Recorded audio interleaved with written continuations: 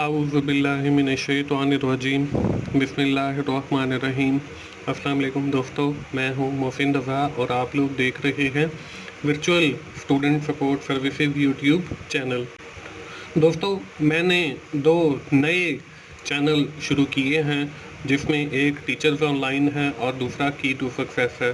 दोस्तों, teachers online को बनाने का मकसद ये है कि आप लोगों के जो मुश्किल सब्जेक्ट हैं उसमें भी मैं आपकी रहनुमाई कर सकूं। उसके लिए मैंने आपके जो 15 मुश्किल सब्जेक्ट हैं उनके अपने लेक्चर्स या ट्यूटोरियल मैंने रिकॉर्ड करके टीचर्स ऑनलाइन पे रखे हैं। उसके अलावा की टू सक्सेस को बनाने का मकसद ये है कि आप लोगों की मैं मिड टर्म और फाइनल टर्म और आप लोगों के जो ग्रैंड क्विज़ की शक्ल में इम्तिहान लिया जाता है उसकी तैयारी करवा सकूं। तो मैंने की टू सक्सेस के ऊपर आप लोगों के मिड टर्म की तैयारी के लिए और आप लोगों के फाइनल टर्म की तैयारी के लिए जो है मटेरियल अपलोड किया है। मेरी तमाम दोस्तों से गुजारिश है कि जैसे आपने मुझे virtual student support services YouTube channel के अंदर प्रमोट किया, वैसे ही आप लोग जो है मुझे टीचर्स ऑनलाइन और की टू सक्सेस में भी प्रमोट करें और उसको सब्सक्राइब भी करें। उन चैनल्स के जो यूआरएल हैं आपको स्क्रीन के ऊपर भी नज़र आ रहे हैं और इस वीडियो के डिस्क्रिप्शन में भी मैंने ऐड कर दिए हैं। आप आसानी के साथ इन चैनल्स पे जा सकते हो। दोस्तों, आज की जो हमारी वीडियो है वो CS301 डेटा स्ट्रक्चर की हमारी जो असाइनमेंट नंबर 3 आई हुई है उस हवाले से है। तो चलिए हम लोग जो है सबसे पहले अपनी इस असाइनमेंट की रिक्वायरमेंट्स को देख लेते हैं। मैं हर असाइनमेंट के सोल्यूशन के अंदर जो है आप लोगों को यही कहता हूँ बार बार, बल्कि मेरा जो मेनली फोकस है वो यही होता है कि आप किसी भी असाइनमेंट को सॉल्व करने से पहले उस असाइनमेंट की जो रिक्वायरमेंट्स होती हैं उसको ज़रूर कंसिडर किया करें और बल्कि डीपली देखा करें ताकि आप लोग को चीज़ों की समझ आए और आप जो है उसका ठीक से सोल्यूशन जो है वो बना सकें। यहाँ पे हमें एक प्रॉब्लम स्टेटमेंट दी गई है। Heap is a complete binary tree that confirms to the heap order. The heap order is property that states the in a min heap for every node x the key in parent is smaller than or equal to the key in x, and in the maximum heap for every node x the key in the parent is greater than or equal to the key in x। कि आपकी जो मिन heap है उसमें ये होता है कि आपका जो पेरेंट है वो आपकी जो सब नोड है उससे छोटा होता है। और इसी तरह अगर हम मैक्स हीप की बात करते हैं या मैक्स ट्री की बात करते हैं तो उसमें हमारा जो पेरेंट है वो बड़ा होता है और जो हमारे चाइल्ड हैं वो छोटे होते हैं।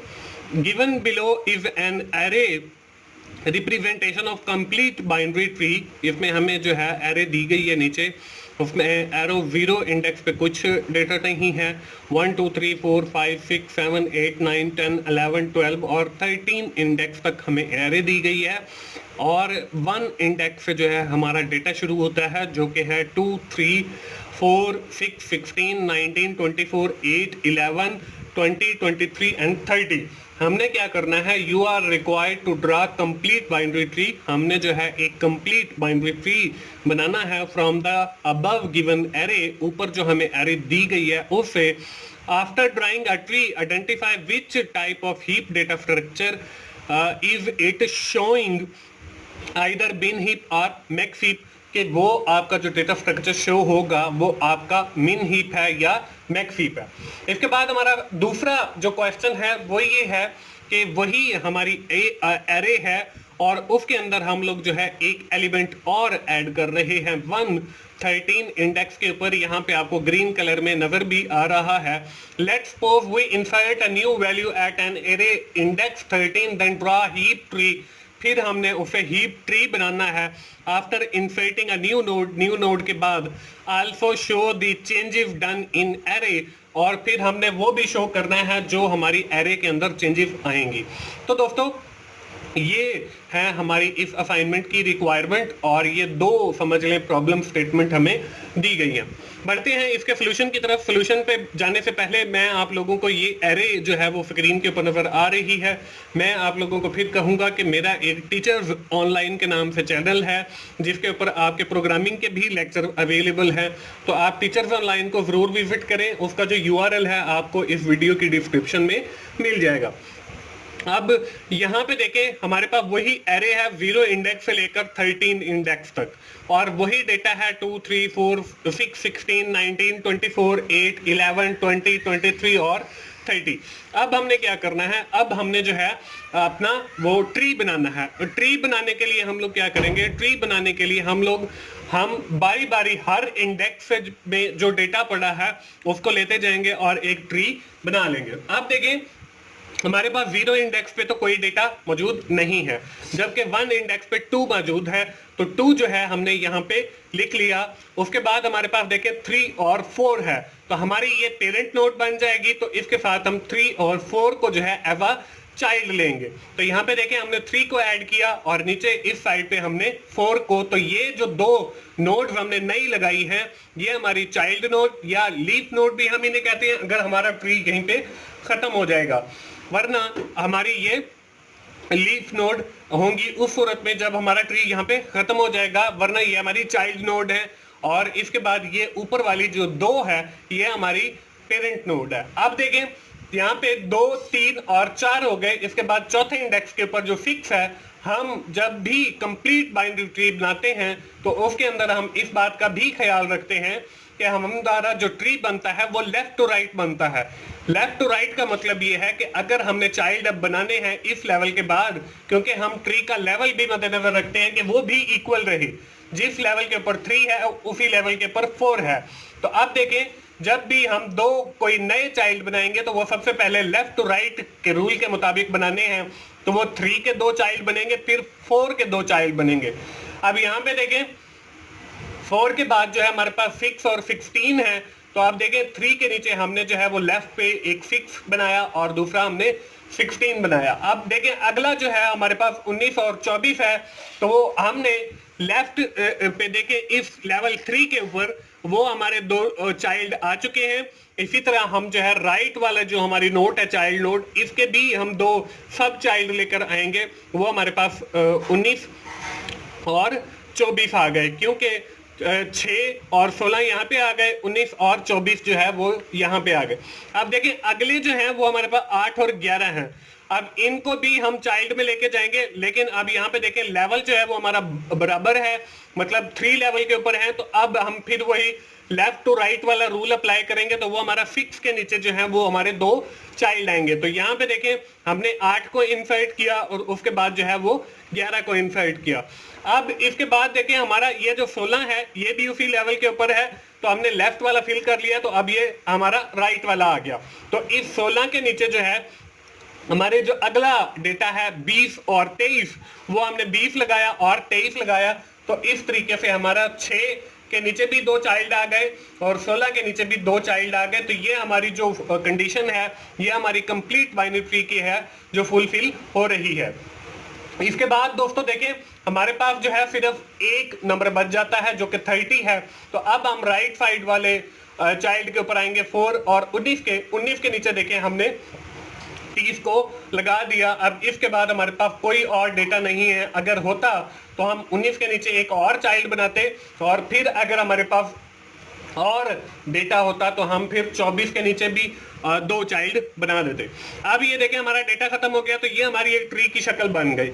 अब हमारा जो क्वेश्चन था, क्वेश्चन पार्ट ए के अंदर हमें एक तो ये कहा गया था कि हमने कंप्लीट बाइनरी ट्री बनाना है, जो कि हमने बना दिया है। इसके बाद हमारी जो दूसरी रिक्वायरमेंट थी इसी पार्ट ए की, वो ये थी कि हमने ये भी बताना है कि हमारा ये मिन हीप डेटा स्ट्रक्चर है या मैक्स हीप डेटा स्ट्रक्चर है। अब दोस्तों ये हम कैसे आइडेंटिफाई करेंगे, हम इनकी डेफिनेशन पहले भी पढ़ चुके हैं कि अगर हमारा पेरेंट जो है वो चाइल्ड से छोटा है तो वो हमारा मिन हीप है, अगर हमारा पेरेंट जो है वो चाइल्ड से बड़ा है या उसके बराबर है तो वो हमारा मैक्स हीप है। अब यहाँ पे देखें हमारा जो पेरेंट है, सबसे बड़ा पेरेंट वो 2 है, तो 2 के नीचे देखें हमारा जो चाइल्ड है वो 3, वो भी 2 से बड़ा है, और 4 वो भी 2 से बड़ा है।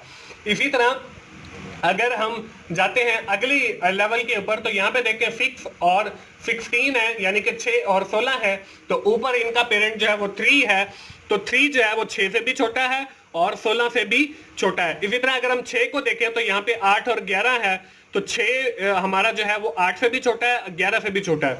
इसी तरह यहाँ पे 16 है, तो 16 जो है वो 20 से भी छोटा है और 23 से भी छोटा है। इसी तरह हम दूसरी साइड पे हैं तो 4 है पेरेंट, 19 से भी छोटा है और 24 से भी छोटा है। इसी तरह अगर हम नीचे आते हैं तो 30 आ जाता है, तो 30 के ऊपर जो है 19 जो है हमारा 30 से छोटा है।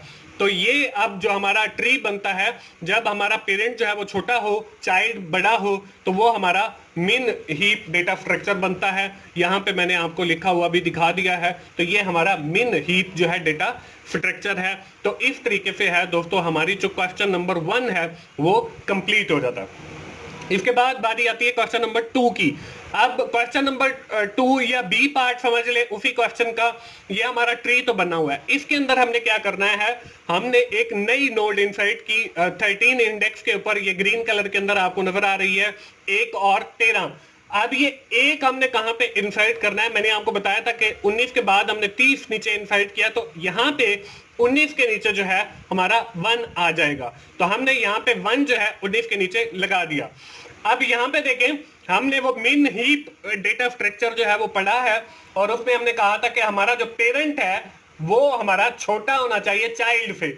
अब यहाँ पे देखें, हमारा जो पेरेंट है वो 30 से तो छोटा है लेकिन 1 से जो है वो बड़ा है, तो ये हमारी मिन हीप वाली जो कंडीशन है वो फुलफिल नहीं हो रही।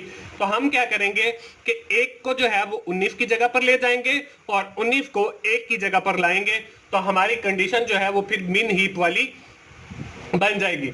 तो यहाँ पे देखें, मैंने जो है 19 और 1 को जो है आपस में स्वैप करना है। तो यहाँ पे देखें, ये एरे के अंदर भी ये 19 और 6 इंडेक्स पे है और यहाँ से 1 जो है वो 13 इंडेक्स पे है। तो हमने जो है 1 को ऊपर किया और 19 को नीचे। इसी तरह हमने जो एरे की लोकेशन थी जहाँ पे 19 था वहां पे 1 किया और जहां पे 1 था वहां पे 19 किया। अब इसके बाद देखिए आगे अगर हम देखते हैं तो 1 का जो पेरेंट है वो 4 है, तो अब 4 जो है वो हमारे चाइल्ड से बड़ा है। तो इस सूरत में भी हमारी जो मिन हीप वाली कंडीशन है वो ट्रू नहीं होती।